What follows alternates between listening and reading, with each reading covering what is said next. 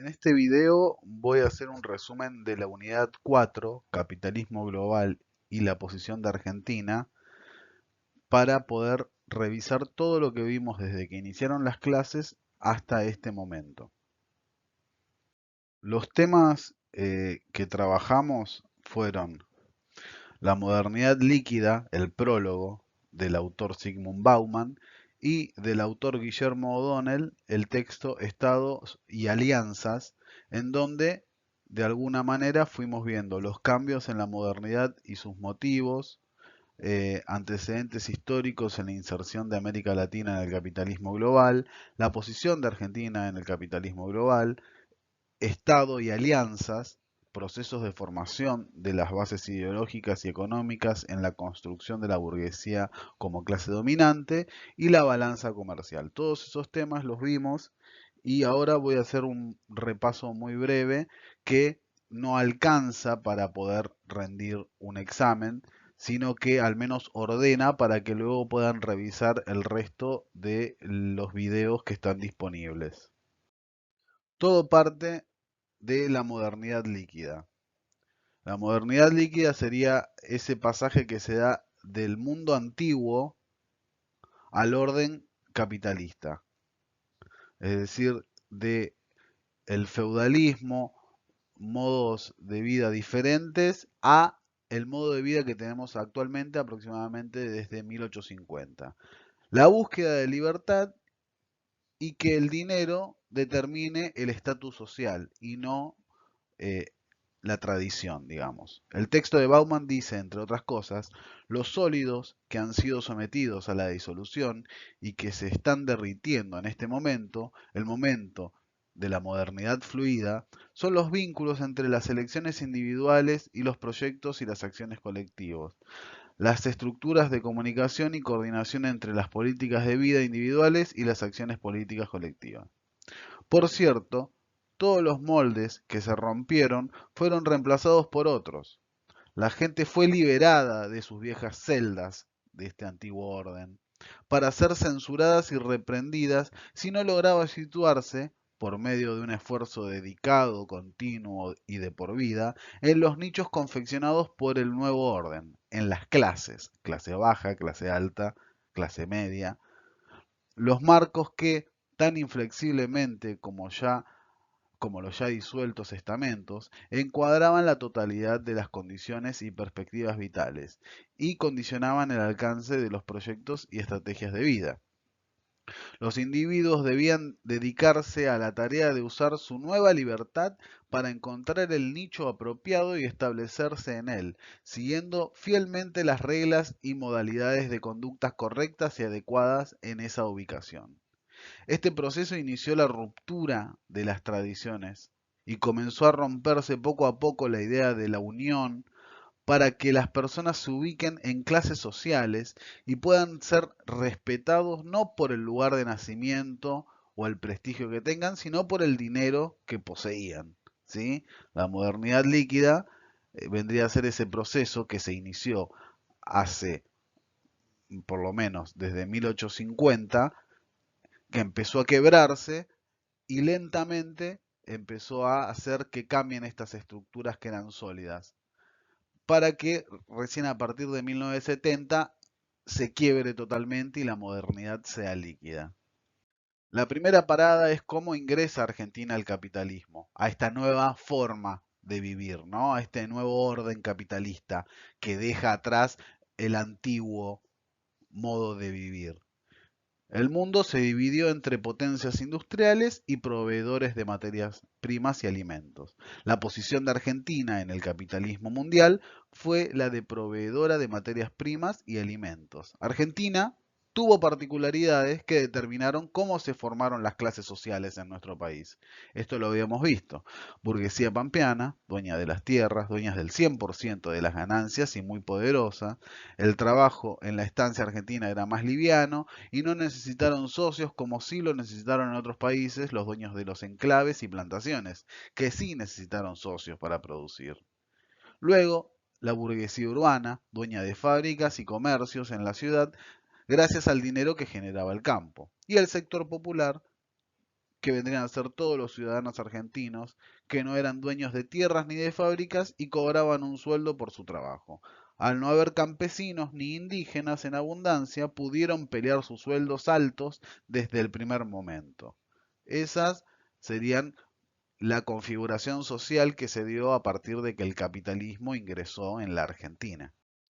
Como hemos visto, este ingreso en el capitalismo eh, como proveedores de materias primas y alimentos se llamó modelo agroexportador y tuvo un límite que fue la crisis de 1930, crisis que se dio en Estados Unidos y que repercutió en todo el mundo.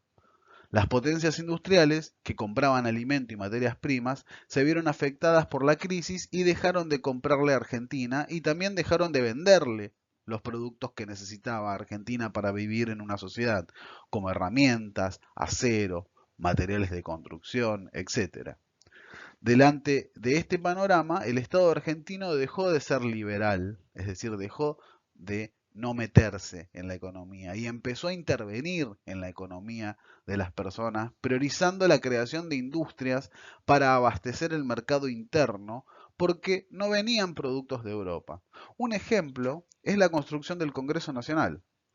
Si hacen una visita en el Congreso podrán ver que las primeras construcciones se hicieron con mármoles traídos desde Europa, pero en la guía te dicen que a partir de 1930 tuvieron que optar por mármoles fabricados en Córdoba, porque ya no venían de Europa.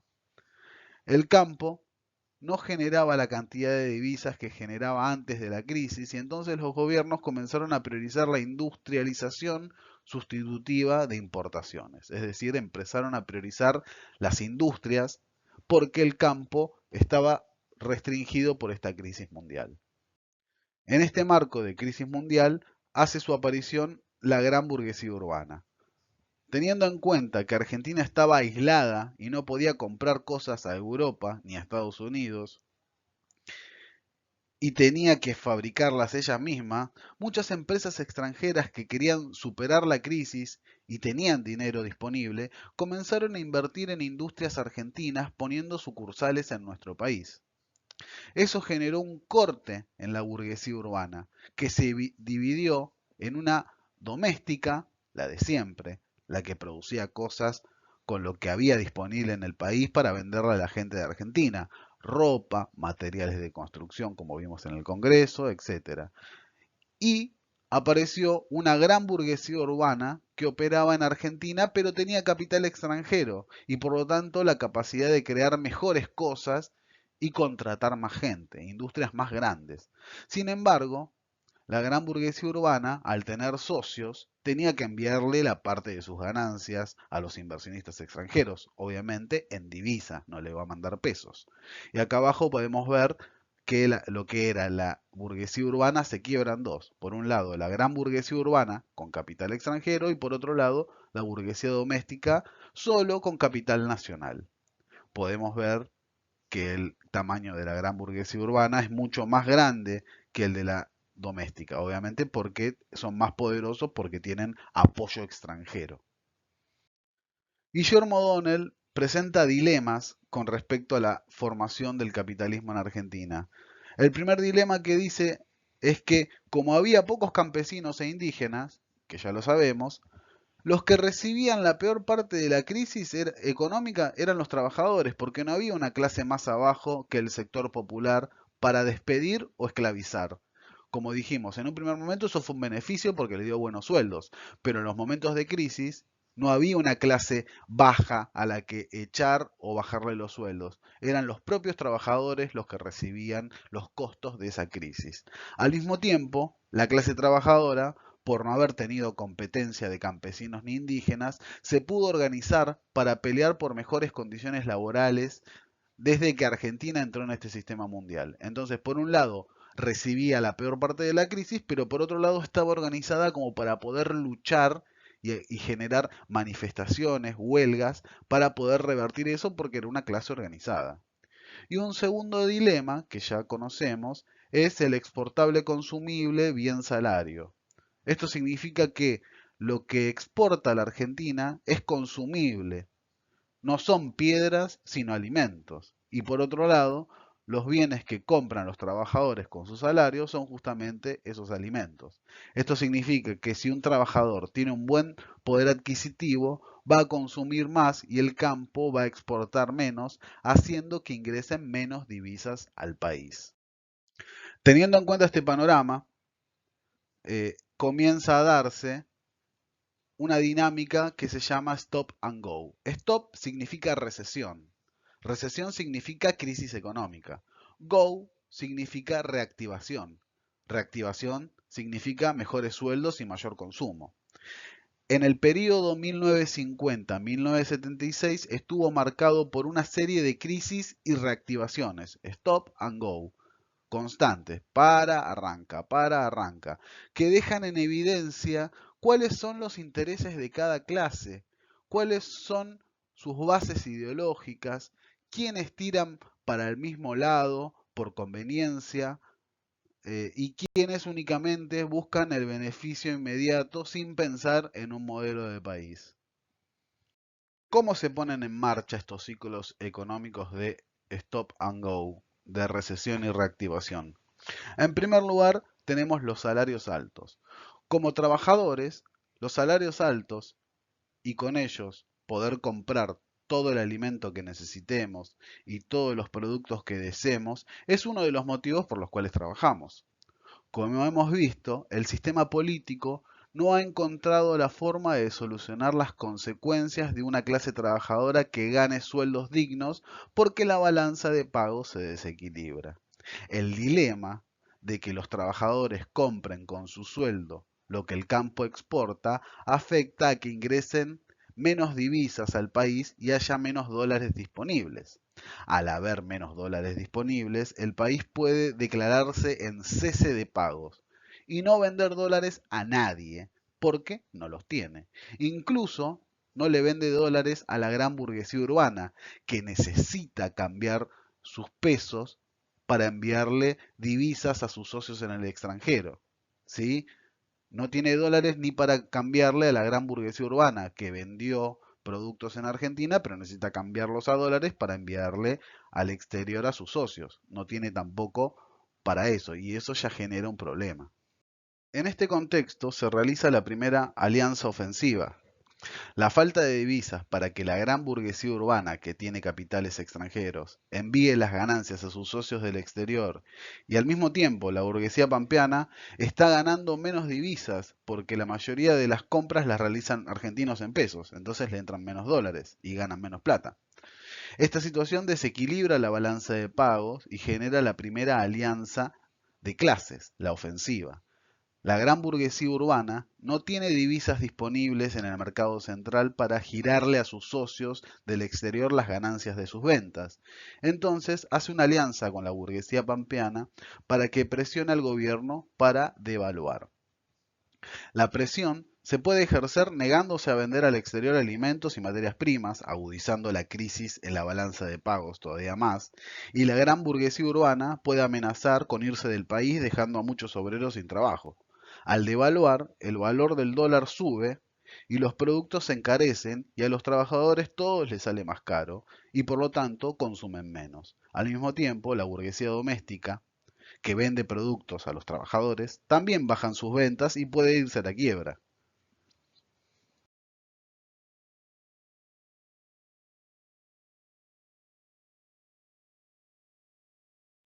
Cuando esta alianza ofensiva llega a un límite, se genera una alianza defensiva para tratar de revertirlo. La gran capacidad organizativa de los trabajadores, al no haber campesinos, hizo que desde los inicios del capitalismo se haya podido organizar en sindicatos y generar huelgas y manifestaciones presionando al gobierno de revertir las crisis económicas. La burguesía doméstica, que no son trabajadores, sino son dueños de empresas nacionales, se alían con los trabajadores para presionar sumándose a las huelgas. Pero el peso fundamental lo hace la gran burguesía urbana, que, al sentir la crisis que generó su presión para devaluar, tampoco está vendiendo productos y ahora necesita reactivar la economía para volver a tener ganancias. Un ejemplo de estas manifestaciones es la gran huelga de 1969 llamada el Cordobazo, en donde el sector popular presionó para que haya cambios económicos en el país, logrando revertir la alianza ofensiva. Entonces, lo que podemos ver es el péndulo de la gran burguesía urbana. La gran burguesía urbana, aquella que tiene capital extranjero, puede estar de ambos lados de la alianza porque sus intereses son a corto plazo y no le interesa generar un modelo de país. Cuando no hay dólares para enviar a sus socios, se alía con la burguesía pampeana para devaluar. Pero cuando la crisis llega a un límite y los trabajadores no tienen poder de consumo para nada, se alían con el sector popular y la burguesía doméstica para reactivar el consumo. Un ejemplo, un ejemplo X puede ser el de una persona que en el 2011 votó a Cristina, en el 2015 votó a Macri, en el 2019 votó a Alberto Fernández y en el 2023 votó a Milei. Lo que piensa es en el corto plazo y en su situación. Si es mala, que mejore, sin importar el partido político o el proyecto de país que proponga cada candidato. Obviamente es un ejemplo, pero quiere decir voto a uno, voto a otro, no me importa qué proyecto de país tiene. Propone mejores sueldos, vamos para allá. Propone mejores condiciones para acceder a una casa, vamos para allá. Lo que me importa es el corto plazo. Y es más o menos el péndulo de la gran burguesía urbana. Lo que no le interesa el proyecto de país, sino arreglar sus problemas en el corto plazo. Como conclusión de esto, podemos decir que hay un Estado capturado por los actores sociales. El Estado no toma decisiones, el Estado es víctima, si se quiere, de estos actores sociales que se alían y lo presionan y no tienen forma el Estado de poder atacarlos, sino tiene que aceptar o no aceptar. Eso se llama falta de autonomía. No puede tomar decisiones porque su poder no puede imponerse.